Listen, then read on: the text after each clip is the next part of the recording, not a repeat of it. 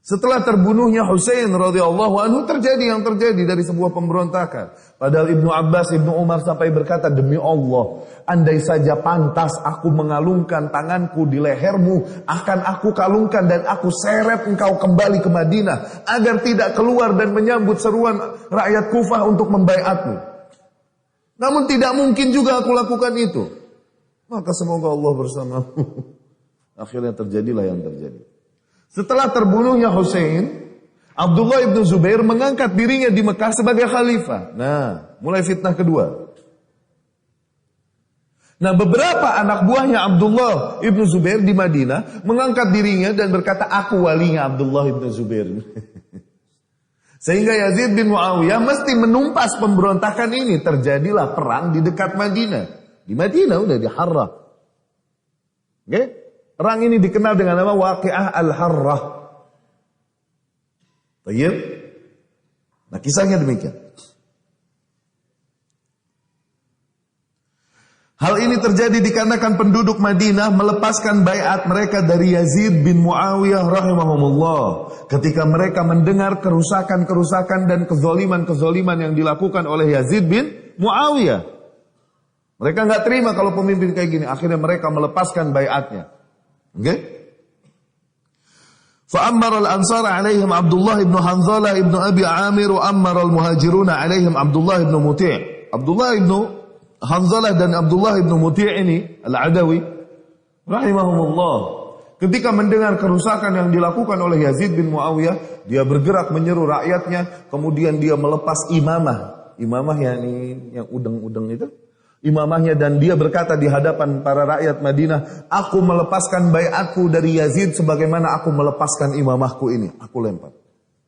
Akhirnya yang lain pun mengikutinya dengan melempar imamahnya. Sebagian mengikutinya dengan melempar sendalnya. Aku melepaskan baiatku dari Yazid sebagaimana aku melepaskan sendalku ini. Akhirnya di kota Madinah ketika itu terkumpullah benar-benar banyak imamah dan sendal nganggur. Tuh. Kalau ada ente diambil dijual lagi tuh. Pada saat itu terjadi. Ya. Akhirnya Yazid ibnu Muawiyah rahimahullah mengirimkan komandan pasukannya yaitu Muslim ibnu Uqbah, ya kan, dengan banyak tentara untuk menghancurkan mereka, untuk menghancurkan pemberontakan tersebut. Mau nggak mau, rezim begitu. Ketika melihat pemberontakan yang terjadi, jangan didiemin. Susah. Berjalannya negara dengan tertib susah. Di mana beli mic begini, ntar nyala, ntar hidup, yang kayak gini gimana? Nyala termati.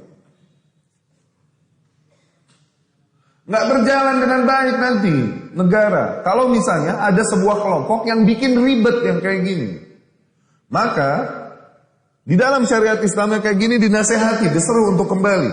Masih nggak mau juga kasih waktu beberapa waktu, kasih 3 hari, masih juga nggak mau, tumpahkan darahnya. Ini bughat namanya. Oke? Namanya bughat.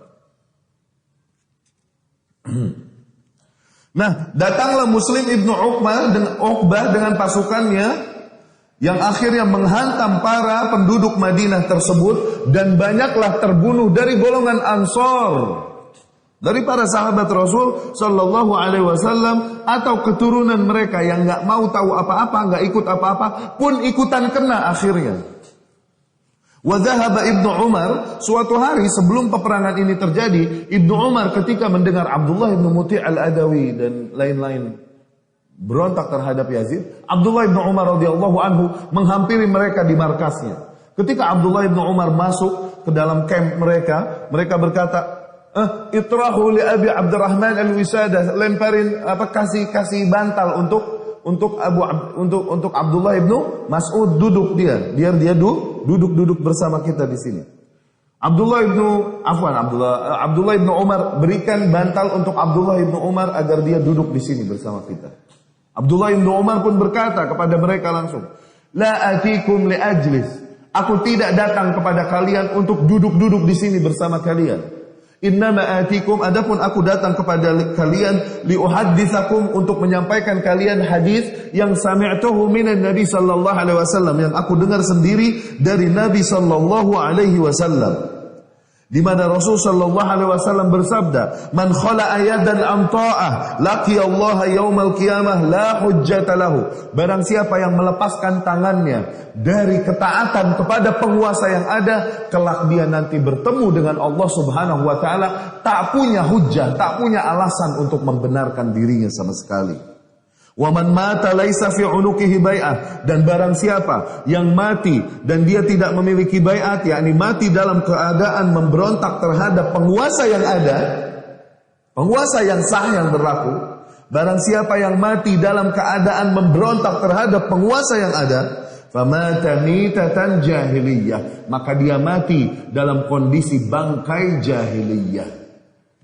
Bangkai jahiliyah, yakni bangkai sifat jahiliyah dahulu, yang tidak ada pemimpin yang satu dan kelompok satu sama lain saling berperang satu sama lain, sehingga tidak ada keberaturan di antara mereka sebelum datangnya Islam. Ya. Dan dari perang Harrah ini, 1 tahun setelah perang Harrah ini pemberontakan di Madinah ini, 1 tahun setelah perang Harrah, wanita-wanita Madinah, 1000 wanita Madinah melahirkan anak. 1 tahun kemudian setelah perang ini, dikarenakan pemberontakan yang terjadi, 1000 wanita Madinah melahirkan anak-anak tanpa bapak.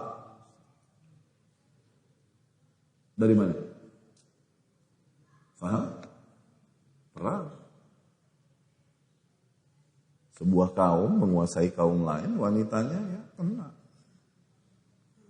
Tuh lihat kerusakan yang terjadi dikarenakan pemberontakan. Maka nanti sunnatullah ke depannya kita akan baca, disampaikan juga oleh Syekhul Islam Ibnu Taimiyah rahimahullah.